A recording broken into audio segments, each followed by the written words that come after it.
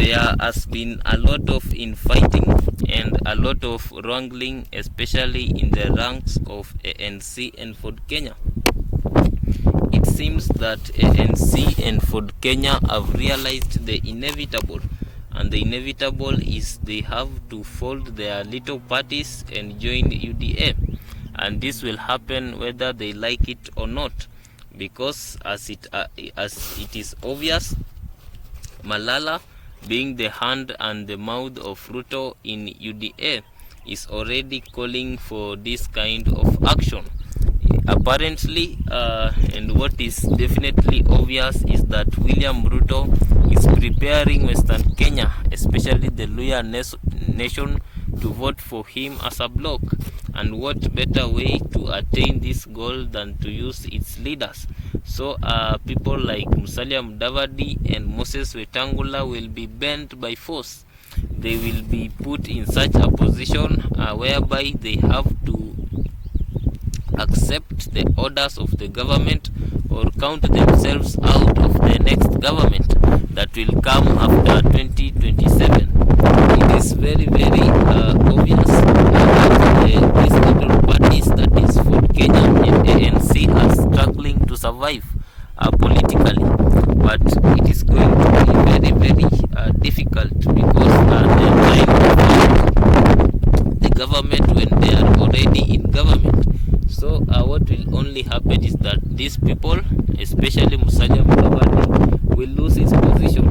Moses Wetangula may be safe up to 2027 because he was elected, and an elected post is safer than a post whereby you are appointed, because as an appointee you can be pushed out anytime.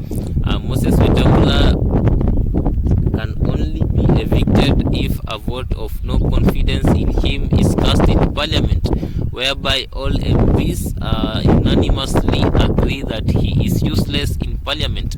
That is very unlikely. So the person that right now is at a very high risk of losing his position is Musalia Mudavadi, unless he bends down to the power of UDA and surrenders his political party to UDA and paints everywhere yellow. That is the only way. When you hear Cleophas Malala speaking, that is William Ruto speaking.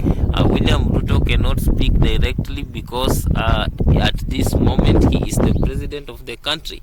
He does not want to appear to be wearing any party t-shirts, because that will only alienate some portions of the country.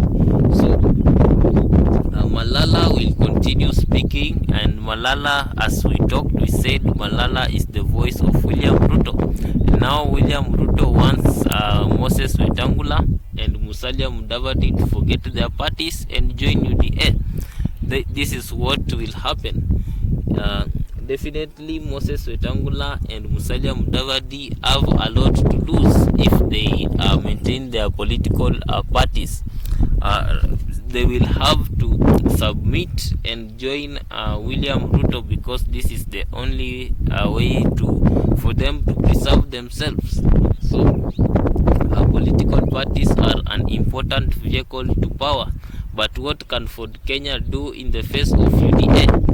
Definitely negligible. We have seen Musalia Mudavadi run for the presidency using ANC and failing continuously. So what we discover here is that these parties are too small and they will have to be sacrificed.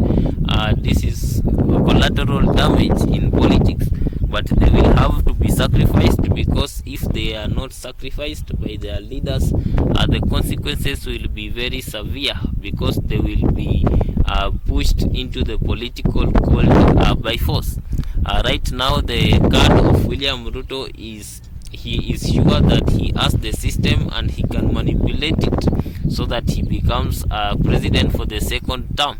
So right now he is creating conditions for those who want or wish to be part of the next government, and one of those conditions is destroy your party completely and fold into UDA. and that is the only condition that Musalia Mudavadi and Moses Wetangula will have to follow. Jubilee, as we talk, is already a bag of bones. It is already destroyed. So if Jubilee could not resist the power of William Ruto, what is ANC and Ford Kenya? So ANC and Ford Kenya should do the needful to avoid being swallowed, because being swallowed is coming very soon. Thank you for watching this video. Like, share and subscribe.